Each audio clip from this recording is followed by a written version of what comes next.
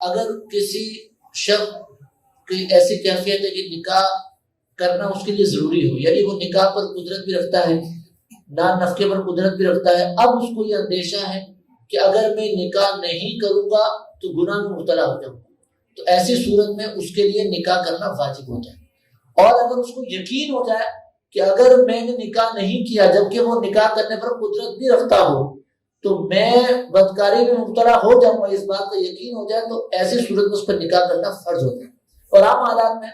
کہ اگر ایسی کنڈیشن نہ ہو لیکن نکاح پر قدرت رکھتا ہو تو ایسی صورت میں نکاح کرنا یہ سنت مؤکدہ ہے کہ بلا وجہ اس پر اڑے رہنا یہ درست نہیں ہے۔ اور اس کے برعکس بھی صورتیں ہوتی ہیں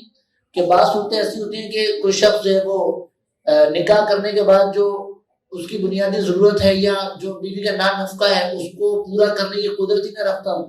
تو ایسی صورت میں اگر وہ نکاح کرتا ہے جبکہ اس کو یقین ہے کہ میں اس پر قدرت نہیں رکھتا تو اس کے لیے نکاح کرنا یہ حرام ہوگا کہ وہ پھر جب قدرت ہی نہیں رکھتا تو اپنی زندگی بھی برباد کرے گا اور اگلی کی بھی زندگی برباد کرے گا۔ اچھا، نکاح ہونے کی کچھ شرائط، جب وہ شرائط پائی جائیں تو نکاح درست منعقد ہوتا ہے، جیسے کہ مسلمان ہونا۔ کسی بھی مسلمان کا ایسے شخص سے نکاح نہیں ہو سکتا کہ جو مسلمان نہ ہو، مسلمان ہونا یہ ضروری ہے۔ اسی طرح عاقل ہونا، جو نا سمجھ ہے، پاگل ہے، مجنون ہے، اس کا نکاح نہیں ہو سکتا۔ بالغ ہونا، اگر بالغ کوئی نہیں ہے، نابالغ اگر نکاح کرتا ہے، اس کا سرپرست جو ہے وہ اگر اس نکاح کو باقی رکھتا ہے، اس کی اجازت دے دیتا ہے تو یہ نکاح منعقد ہو جائے گا۔ اسی طرح دو گواہوں کا کم از کم، یعنی اگر مسلمان کا نکاح ہو رہا ہے تو دو مسلمان مرد یا پھر ایک مسلمان مرد اور دو مسلمان عورتیں، ان کا گواہ ہونا یہ ضروری ہے۔ بغیر گواہوں کے نکاح نہیں ہوگا۔ اب جیسے لڑکا لڑکی ہیں، وہ یوں کہہ لیں کہ ہم نے اللہ کو گواہ بنایا یا ہم نے سرکار کو گواہ بنایا، ہم نے فرشتوں کو گواہ بنایا اور اس طرح نکاح کر لیا کہ گواہ نہیں تھے، تو اس طرح اگر انہوں نے نکاح کر کے آپس میں تعلق قائم رکھا تو یہ بدکاری ہوئی۔ نکاح درست ہونے کے لیے ضروری ہے کہ مسلمان کا جو نکاح ہے اس کے لیے کم از کم دو گواہ، اگر مسلمان مرد ہیں تو دو، اور اگر عورتیں ہیں تو دو عورتیں اور ایک مسلمان مرد، ان کا مسلمان ہونا یہ گواہوں کا یہ بھی ضروری ہے۔ اچھا، مہر جو مقرر کیا جاتا ہے یہ نکاح کے لیے شرط نہیں ہے، یعنی اگر کبھی ایسا ہوا کہ نکاح ہوا لیکن مہر مقرر ہی نہیں کیا تو اس کا گناہ تو ہوگا، لیکن نکاح منعقد ہو جائے گا، نکاح ہو جائے گا، لیکن جو مہر مثل ہے وہ دینا لازم ہوگا۔ اچھا، مہر کی جو کم از کم مقدار ہے جو شریعت نے بیان کی ہے وہ 2 تولہ 7.5 ماشے چاندی، اس کو اگر گرام میں لیں تو 30 گرام 618 ملی گرام، یہ چاندی جو ہے اتنی رقم، کم از کم اتنی چاندی، اس کی مالیت برابر رقم جو ہے یہ کم از کم مہر ہے، اتنا مہر ہونا ضروری ہے۔ اس سے کم اگر مہر ہوگا تو وہ اس کو جو ہے وہ اتنی مطلب مقدار میں پورا کرنا ضروری ہے، یا پھر جو مہر مثل اس کے احکام ہوں گے۔ اور زیادتی میں زیادہ رکھنا چاہیں تو اس میں فریقین جو ہے وہ باہمی رضامندی سے جو رکھنا چاہیں مقرر کرنا چاہیں کر سکتے ہیں۔ اب جیسے آج کے دن اگر چاندی کا ریٹ دیکھیں تو 10 گرام چاندی تقریباً 2000 کچھ کی تھی، تو اس حساب سے 6000 کچھ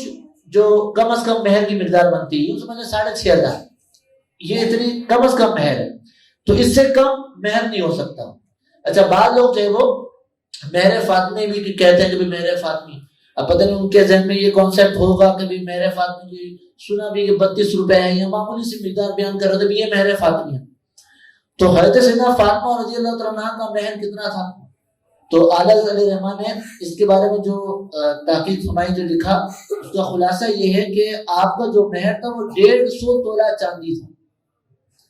150 تولہ چاندی۔ اس کو اگر آج جو چاندی کا ریٹ ہے اس سے اگر ملٹیپلائی کریں تو یہ رقم لاکھوں میں جاتی ہے۔ تو اگر کوئی مطالبہ کرے کہ مہر فاطمی ہو تو ٹھیک ہے، مہر فاطمی رکھ لے، پھر اس کو اندازہ ہو جائے گا مہر فاطمی کیا ہوتا ہے۔ لیکن یہ کہ مہر فاطمی کے ہمارے سے مطلب کہ کنفیوژن پائی جاتی ہے، وہ 32 روپے کہہ رہے ہوتے ہیں کہ طرح یہ مہر رکھ لو تو اس سے بھی کام چل جائے گا، ایسا نہیں۔ کم از کم مہر کی مقدار 30 گرام 618 ملی گرام چاندی یا اس کی مالیت، یہ مقدار کم از کم مہر ہونا ضروری ہے۔ کوئی ایسا دن نہیں ہے کہ جس میں نکاح نہ ہو سکتا ہو۔ ہاں، یہ کہ اگر عورت عدت میں ہے تو عدت میں تو نکاح نہیں ہو سکتا، عدت میں نکاح ہونا دور کی بات، عورت کو نکاح کا پیغام دینا عدت میں یہ بھی حرام، عدت میں نکاح نہیں ہو سکتا۔ اسی طرح اگر شوق کے ایام چل رہے ہیں، جیسے انتقال ہو گیا تو 3 دن جو یہ شوق کے ہیں عام افراد کے لیے، باقی بیوہ جو ہے اس کے لیے 4 ماہ 10 دن جو عدت میں گزارے گا وہ ایام سوگ ہے، لیکن عام افراد کے لیے 3 دن سوگ کے ہیں، تو سوگ میں نکاح نہیں ہوگا۔ اس کے علاوہ کوئی مہینہ کوئی دن ایسا نہیں ہے کہ جس میں نکاح نہ ہو سکتا۔ جیسے بعض لوگ یہ کہتے ہیں کہ سفر میں نکاح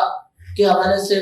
کنفیوژن پائی جاتی ہے کہ سفر میں نکاح نہیں ہو سکتا، یا کریں گے تو منحوس ہوگا، سفر و معاملہ ویسے ہی منحوس سمجھا جاتا ہے۔ تو حدیث پاک کا مفہوم ہے کہ لا سفر ہے، سفر میں کوئی چیز نہیں، کوئی نحوست نہیں، تو سفر کے مہینے میں بھی نکاح ہو سکتا ہے،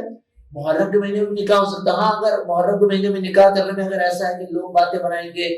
اس طرح کی باتیں ہوں گی تو پھر بچ جائیں، لیکن یہ کانسیپٹ نہ ہو کہ نکاح نہیں ہوگا، نکاح ہو جائے گا۔ نکاح ایجاب و قبول کا نام ہے، اگر تمام تر شرائط پائی جائیں گی تو نکاح منعقد ہو جائے گا۔ اچھا، مسجد میں نکاح کا ہونا یہ مستحب ہے، یعنی اگر مستحب اس عمل کو کہتے ہیں کہ اچھی نیت سے کریں گے ثواب ملے گا، تو اگر نکاح اس نیت سے کریں مسجد میں کہ یار مستحب ہے، اس پر ثواب ہمیں مل جائے تو ثواب ملے گا، لیکن اس میں یہ خیال رکھنا پڑے گا مسجد کا تقدس پامالنا۔ بعض دفعہ ایسے دیکھنے میں آتا ہے کہ مسجد میں نکاح تو ہو رہا ہے لیکن شور شرابہ ہو رہا ہے، شور و غل ہو رہا ہے، تو مسجد کا تقدس پامال نہ ہو، اس احتیاط کے ساتھ جو ہے وہ مسجد میں نکاح بالکل ہو، مستحب پر عمل ہو۔ اللہ تعالیٰ سے دعا کہ اللہ تعالیٰ ہم نے جو مسائل یہاں سنے اس پر عمل کرنے کی توفیق عطا فرمائے۔